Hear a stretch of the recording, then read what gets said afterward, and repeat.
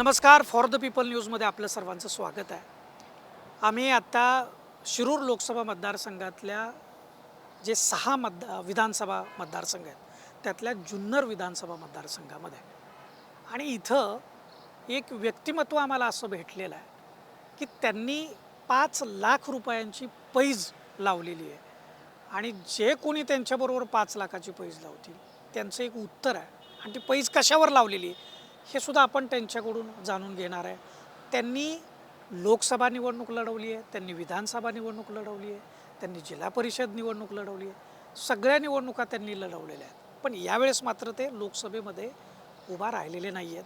का उभा राहिलेले नाहीत हे पण आपण त्यांच्याकडून जाणून घेऊयात. माझ्यासोबत आहेत सुखदेव खरात.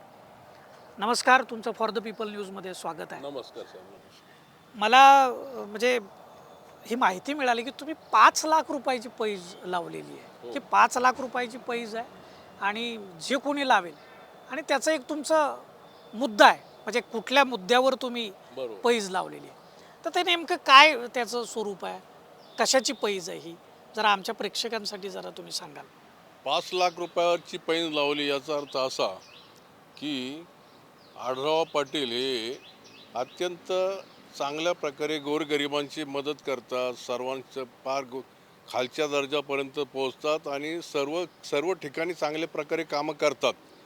आणि त्यामुळं आत्ता जे आपल्याला कुणाबद्दल टीका करायची नाही, परंतु अमल कोल्हे साहेबांनी आजपर्यंत काय एवढी कामं केलेली नाहीत.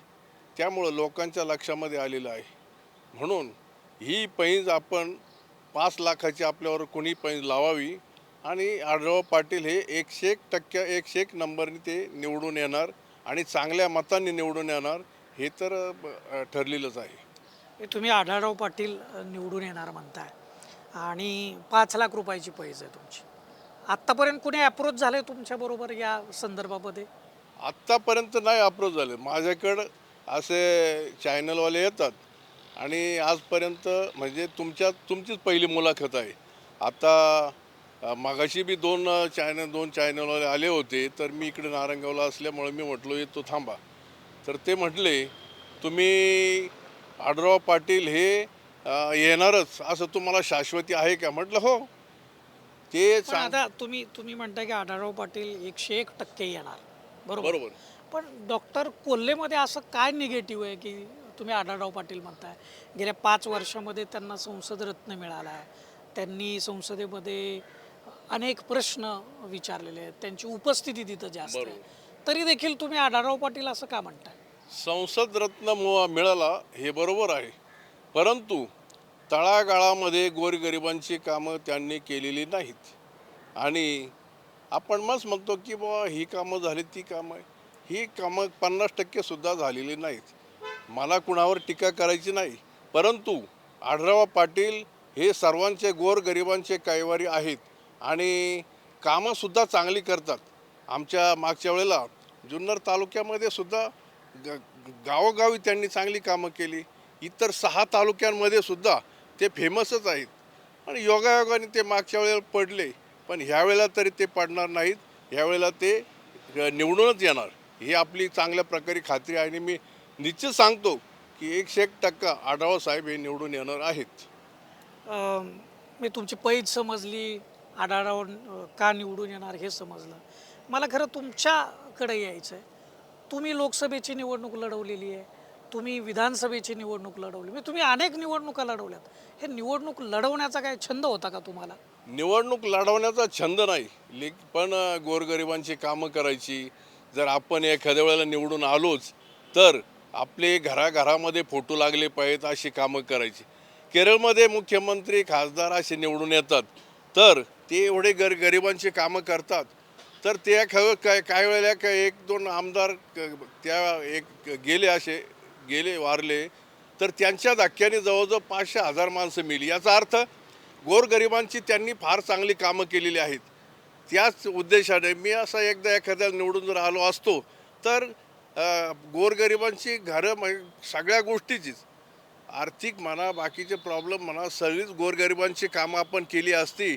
पण तो योगायोग आपल्याला आलाच नाही. कारण कमी जास्त करून अपक्ष आणि काही वेळेला RPIचा पक्ष घेऊन लढायचं. पण ते ह्या लोकसंख्या आमची जास्त नसल्यामुळं, नाहीतर लोकांची आपल्यावरती भावना पुष्कळ आहे. मला मतंसुद्धा चांगली पडायची, पण ह्या एवढ्या मतांच्या लेवलला मी जात नव्हतो. पहिली निवडणूक तुम्ही कधी लढली होती? पहिली निवडणूक मला वाटतं 1995 साली जिल्हा परिषदेची निवडणूक लढलो होतो. त्याच्यानंतर पंचायत समिती, त्याच्यानंतर आमदारकी 4-5 आमदारकी लढलो. त्याच्यानंतर लोकसभासुद्धा 1 लोकसभा लढलो. कोणती लोकसभा, कुठल्या साली तुम्ही होता? अ, मला वाटतं 1900 म्हणजे 2 पंचवार्षिक झाले त्यावेळेला लढलो होतो. बरं.